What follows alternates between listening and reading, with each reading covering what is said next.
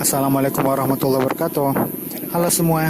Di sini kita akan membahas tentang perkembangan nuklir di Iran dan bagaimana pengaruhnya terhadap masyarakat di Iran. Yang pertama, kita akan membahas tentang perkembangan nuklir di Iran. Kegiatan nuklir Iran tercatat telah melewati fase penting, yaitu fase pertama yaitu permulaan sekitar tahun 1950-an hingga 1960-an.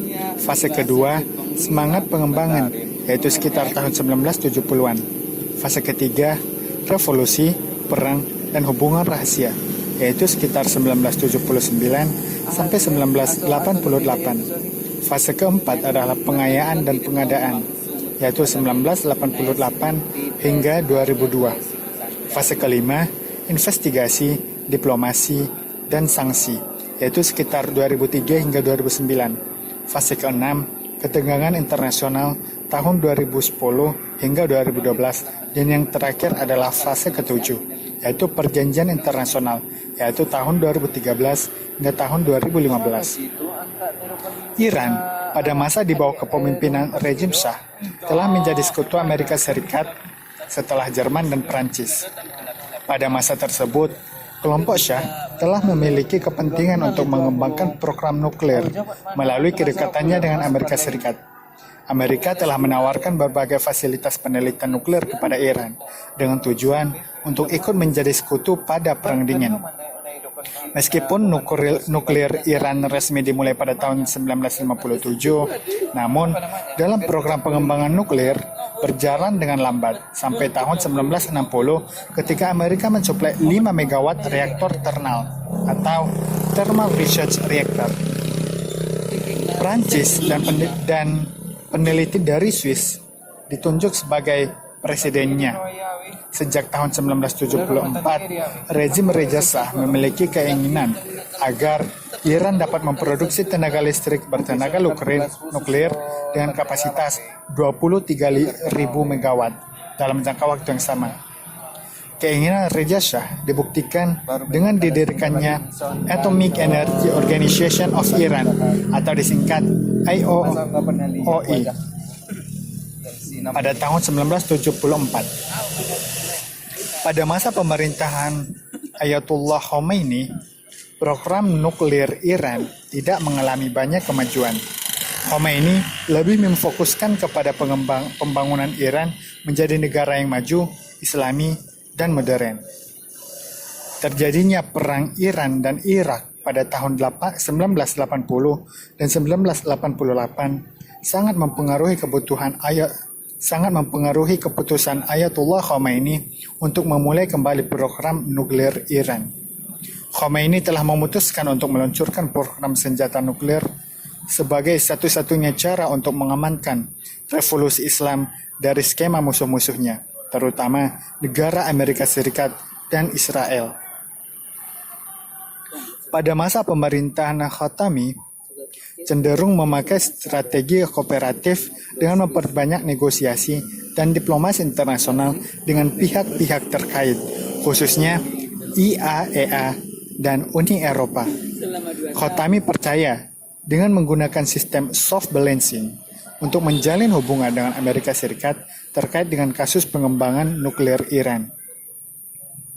Berbeda sekali dengan apa yang dilakukan oleh pemerintah Khatami. Pada masa pemerintahan Ahmadinejad, Iran semakin gigih mengerjakan program nuklir. Yang selanjutnya, kita akan membahas tentang pengaruhnya terhadap masyarakat Iran. Iran tengah dalam perjalanan mencapai produksi 200.000 megawatt listrik dan peningkatan pemanfaatan teknologi ini di bidang ilmu kedokteran dan perindustrian. Program nuklir Iran memiliki dampak yang dapat mempengaruhi di berbagai bidang, dalam dan luar negeri. Adapun dampak resiko dari pengembangan nuklir Iran bagi negara lain yaitu pada bidang ekonomi dan politik. Pada bidang ekonomi, selain Iran mendapat sanksi dari dunia internasional, banyak sekali aspek-aspek yang terkena imbas dari program nuklir. Iran mendapatkan perlakuan yang tidak menyenangkan dari berbagai negara besar. Sebagai contoh, Iran menjadi menjadi hambatan bagi Iran adalah adanya pelarangan ekspor, impor antara Iran dan beberapa negara, serta penolakan program nuklir Iran oleh negara-negara besar. Hal ini menyebabkan sulitnya mendapatkan dukungan dari negara-negara lain untuk suplai material dan non-material serta kebutuhan program nuklir. Tercatat bahwa berbagai keberhasilan yang dilakukan oleh para ilmuwan Iran di berbagai bidang seperti kedokteran, industri berat, produksi mobil, teknologi nano, pertanian, dan sebagainya.